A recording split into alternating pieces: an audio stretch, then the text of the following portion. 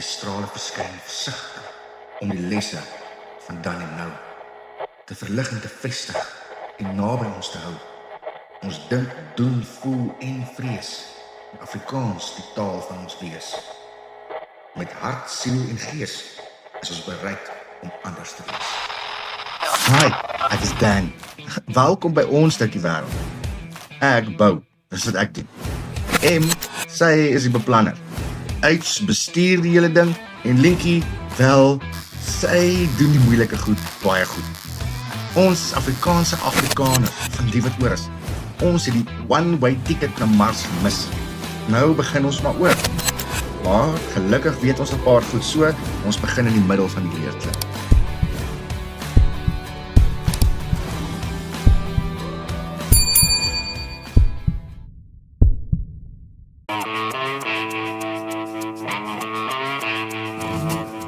Nou Afrikaans, soos enige taal, bestaan uit 2 hoofsoorte klanke.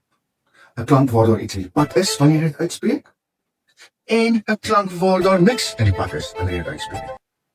Die een soort noem ons konsonante, wanneer daar iets in die pad is wanneer ons dit uitspreek, en die ander soort noem ons vokale. Dis klanke waar daar niks in die pad is wanneer ons dit uitspreek.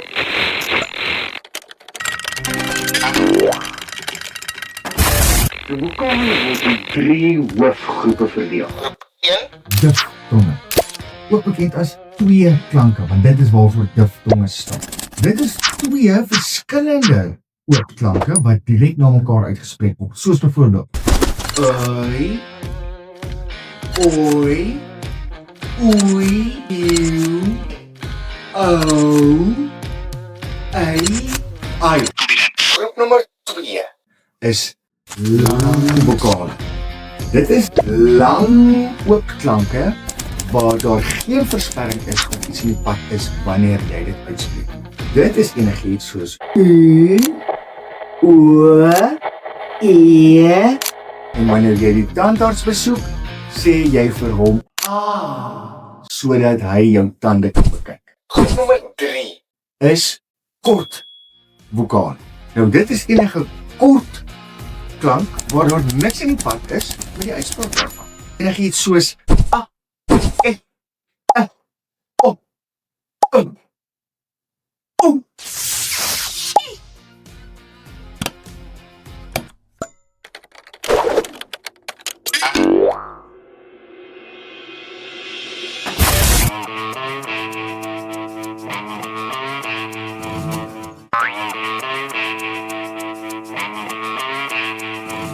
Nou het ons woorde, stene vir ons struktuur, die boublokke van ons taal Afrikaans.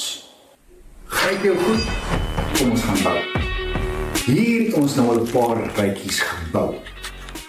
Maar ons sien nou dat wanneer ons die kante netjies wil afsny, dan moet ons die stene kan breek. So, jy kan ook nie die steen net breek nie, jy moet mooi gaan kyk, daar sekere sterk plekkies en swakker plekkies wat ideaal is vir die breek van hierdie woorde steen. Kyk mooi na hierdie een. Jy moet hom regkap, anders te breek die hele steen. Is daar moontlikheid dat jy kan kyk wat jy kan doen daar? Probeer hierdie enetjie ook. Hy het ook net 'n sekere sterk plek. As jy op 'n ander plek kap, dan breek die hele steen. Hierdie een het net een kapplek. Kyk mooi waar hy gekap moet word.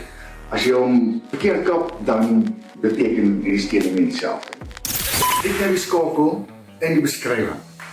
Kyk of jy die volgende woorde in klankgrepe kan verloor. Dan sien ek jou aan die ander kant. Kyk na my klankgrepe. Bedoel ek dat ek dit klank? Dit wys vir my klankgrepe. Woorde is die boublokke van Afrikaans. Woorde is die boublokke van Afrikaans.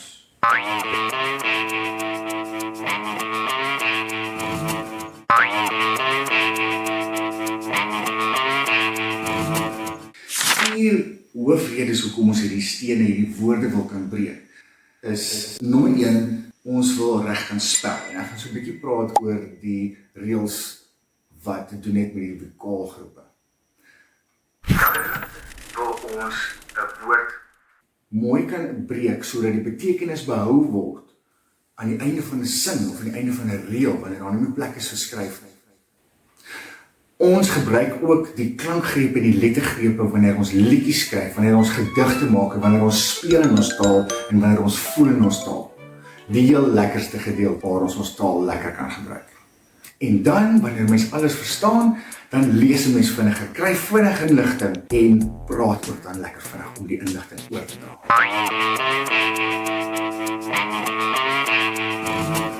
Laat ons twee goed nou net eers gou mooi vasmaak.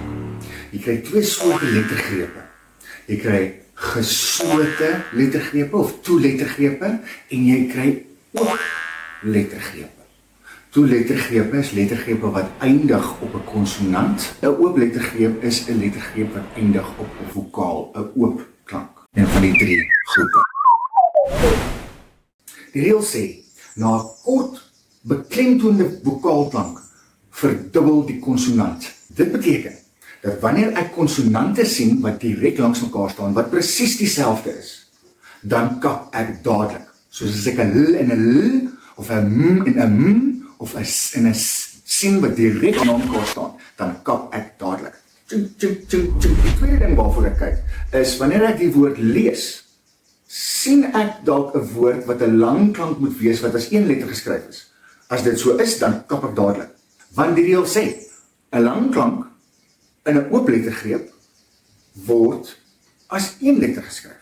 So, ek weet dan hier is 'n lang klank in 'n oop lettergreep. Dan kap ek. Ching, ching, ching, ching, ching, ching, ching. Ek kan hulle vinnig hou, ek begin hulle al hoe vinniger raak sien. En dan die derde ene is die o, die i, die e en dan al die diftonge. Met hulle maak ek so, as ek hulle raak sien, dan kap ek alle oop lettergrepe wat direk na dit kom, af. Dit beteken, as ek 'n woord het soos bout, kap ek niks af nie, want dit is 'n geslote lettergreep. Maar nou verander ek hierdie na 'n meervoud, boude. Ewe skielik is daar nou 'n oop lettergreep direk langs die twee klank, sien julle? Dan kap ek dadelik. Want daar is verseker 'n bietjie swakker plekkie waar ons maklik kan kap en waar ons 'n lekker deeltjie kan afbreek.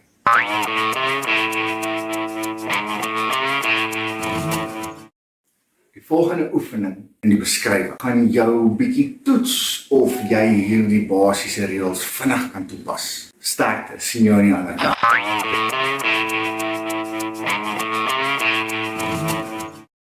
Dan sê, ek dink dit is nie te sleg nie. Ons het 'n fondasie kon lê met sand, ons het stene aan mekaar kon sit, ons weet hoe om die stene nou weer te breek, sodat hulle nie krummel wanneer ons hulle gebruik nie, en ons is op pad om ons struktuur ordentlik en stewig te bou.